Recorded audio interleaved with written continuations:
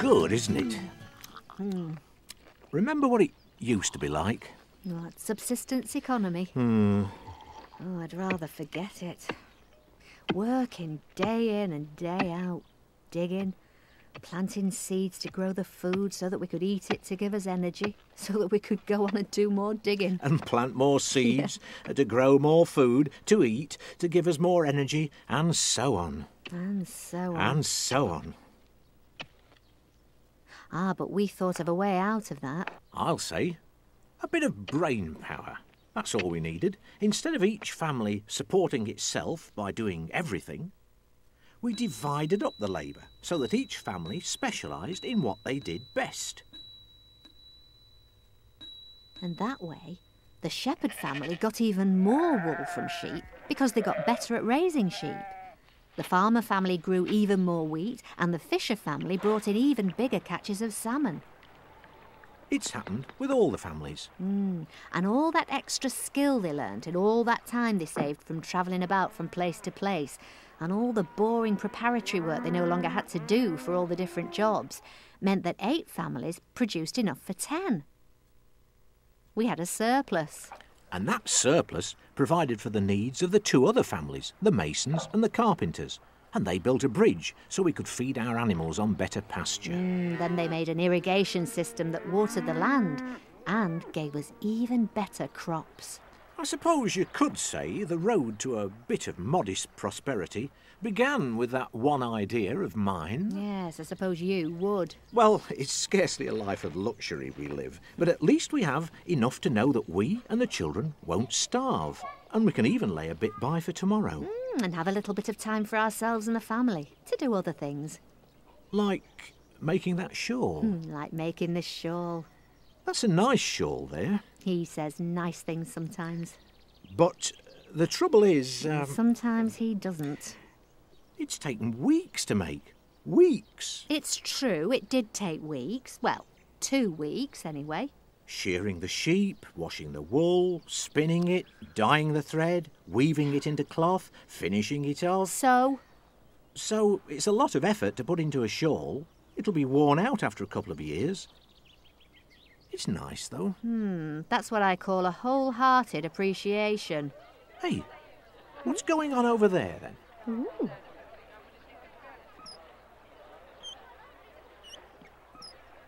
What? He says he's from a village up the river. Oh, just look at all that wonderful stuff he's got in that boat. Ooh. Cooking pots to die for. Oh, yes. Apples. Oh, wonderful red apples. Oh, I wish we had apples like that. Oh. And shoes for the children. Aye, aye. And axes. And knives. Well, what's he going to do with all that stuff? Eh? What? He says he's a trader. What's a trader? He says a trader is somebody who exchanges whatever surplus goods he's got for whatever surplus goods you've got. It's true we don't live in a subsistence economy anymore. We don't have much to spare. We've got a bit of spare food, but it isn't as good as the food he's got. Our apples aren't half as nice as his. Hey, what's he doing? Hey, if he thinks he can trade me in exchange for all that stuff, he's got another thing coming. Tell him. He says your shawl is cool. Oh, he likes my shawl, and so he should. Took me weeks to make. He says he needs 20 shawls. 20? He'll give the whole boatload of stuff for 20. 20? They're for the King of Wongaland. He's got 20 wives. What? If he only gives one of them a shawl like that, the others get so jealous his life simply isn't worth living. Do we have another 19 like that? Do we have another 19 like that? That took me weeks to make. Well, 2 weeks anyway. Oh, he said he'll be back in 2 weeks. I've never seen cooking pots like that before. Aye, and those apples look delicious. We could have done with a new pair of shoes for the kids.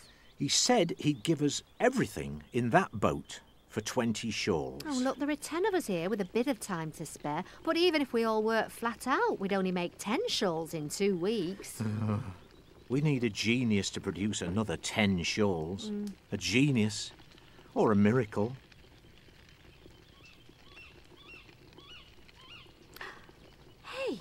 got an idea. Uh-oh. Why does it take so long to make a shawl? I'll tell you why. Because there are so many processes you have to go through before you can turn what's on a sheep's back into something that you can wear. Well, first, you've got to catch your sheep. Then you've got to shear it. You've got to fetch water to wash the wool. And then you've got to spin the wool into yarn. And there are dyes to make before you can colour your yarn. Then you've got to weave your yarn into cloth, and even that isn't the end. Putting on knots and tassels that give a finishing touch takes ages. Every one of those processes takes ages. You can see why. Setting things up, putting things away again. And even if you're good at weaving, it doesn't mean that you're good at dyeing or spinning. Ah, and that's where my idea comes in. There are 10 of us here. Suppose we each did only the thing we were best at. Ah. One will do the shearing, enough wool for 20 shawls. Another would wash it, all of it. 3 would spin it into yarn, and 1 would dye the yarn. Well, that would leave 2 to weave it and 2 to do the finishing off. Ah, that means you wouldn't waste time setting things up and putting them away again. Right. And there's something else that could happen too. It needs a genius to see it. Since they're only doing the things they're best at, everybody will get better with practice. Genius. Anyway, why don't we give it a try? Why don't we? Well, at first, it looked like we'd never do it in time. Obviously, the dyers and weavers couldn't start until the dye was ready and the wool was spun, so they helped shear the sheep. It wasn't long before we all got very good at our jobs. Well, we might not have been ready on time if the shearers and the spinners, who finished their jobs quickly, hadn't helped the weavers and the finishers who were getting behind. But we did what we set out to do. And in exchange, we got what we wanted. Oh, lovely. Nice pots. Oh, champion. There you are. And this is how we did it. We divided the work into separate processes, so that each one of the 10 of us specialised in just one thing. The result was we doubled our productivity.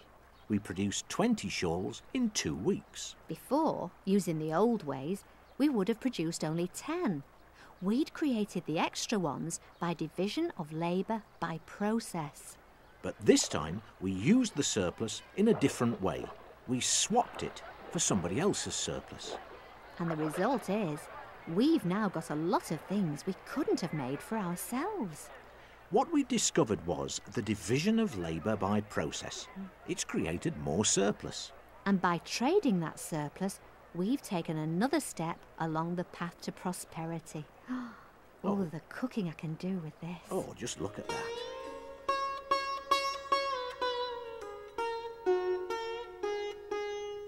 There are still quite a few places in the world today where division of labour by process is still at much the same point as in our village community.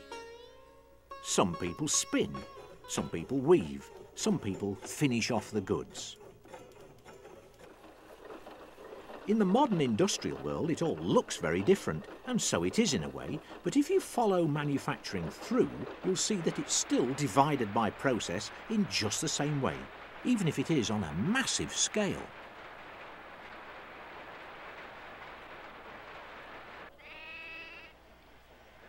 The shearing and cleaning of wool is carried out on huge commercial sheep farms.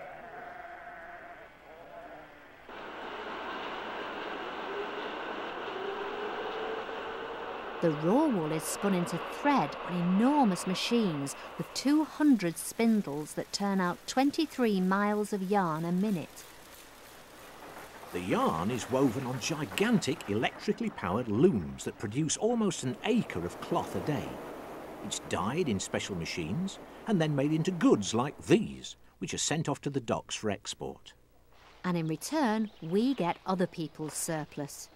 Beautiful fruit, tea and coffee, things we cannot produce ourselves. We don't swap it directly the way our villagers did. We sell our products and use the money to buy the tea, but it comes to the same thing. And it's made possible only because we've created a trading surplus, and created it through division of labour by process, one of the foundation stones of the modern industrial world.